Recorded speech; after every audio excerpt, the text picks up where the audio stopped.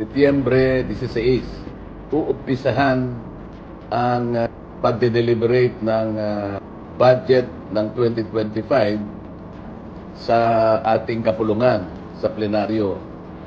Ako po ay nakatalaga sana makapagtanong ng mga ilang bagay sapagkat gusto kong linawin sa panig ng mga constituents na i-represent natin sa Kongreso ay kinakailangan po na malaman po kung ano po yung bahagi ng 6.325 trillion pesos ang siyang magiging benepisyo.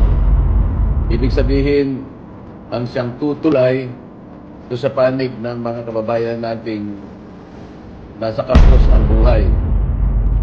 Alam ko po kasi na dalawa yung target ng ating national budget para sa isang taon, 2025.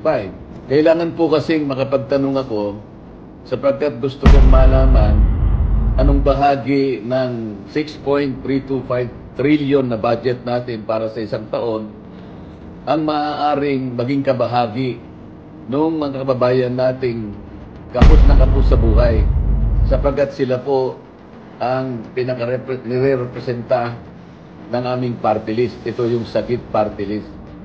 1-digit inflation o 9-digit poverty incidence.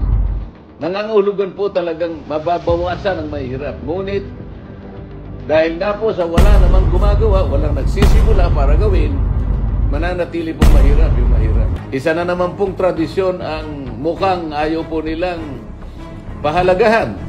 Sapagkat ngayon lang po ako makakakita uli ng isang pagkakataon na yung pong miyembro ng majority katulad ko, hindi na pwedeng magtanong. Puro lang po yung miyembro ng minority. Hindi po ganun ang tradisyon namin eh.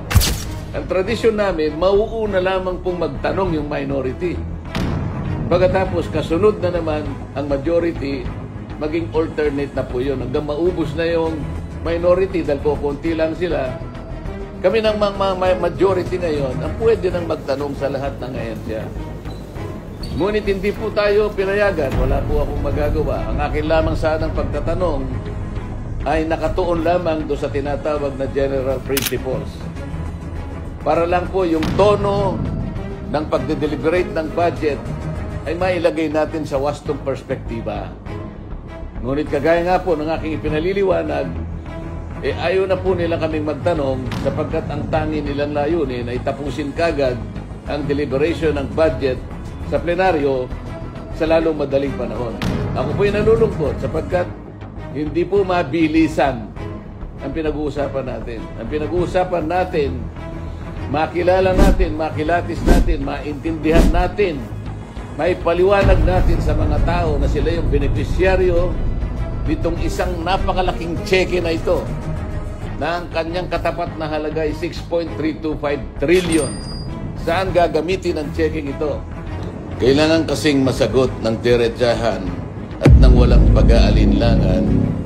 Diyan sa budget, isang checking napakalaki ang halaga. Ilang kababayan nating mahihirap ang mababawas natin sa kanilang bilang. Yun sana ang kailangang masagot dito sa bawat budget na inilalatag natin taon-taon.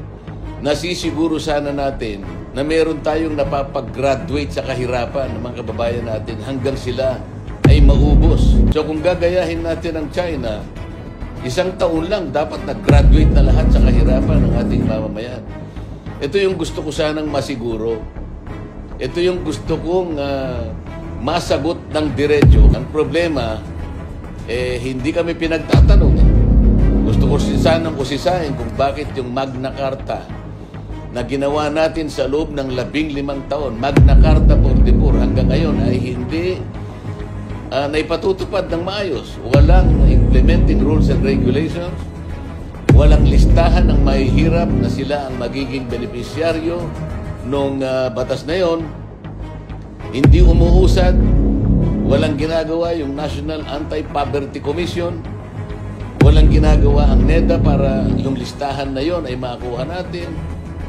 Ngayon, kung ang tinutukoy nila ay mabawasan ng 1 digit ang kahirapan sa ating bansa at hindi naman sila magsisimula, kahit kailan ay hindi matutupad yung kanilang hangarin sapagkat hindi gumagalaw yung batas at walang gustong sumagot at walang gustong gumawa at ayaw nila kaming bigyan ng pagkakataon na makapagtanong dito sa bahaging ito. Gayong napaka-importante nito sapagkat ang kinakatawan nga natin ay yung mga mahihirap na kababayan dito sa ating bansa. Maraming salamat po at manatili tayong malakas, matatag ang pananampalataya, paniwala sa Diyos na kahit ano pong mangyari, huwag tayong kakala, silaban po natin ang katwiran. Salamat po.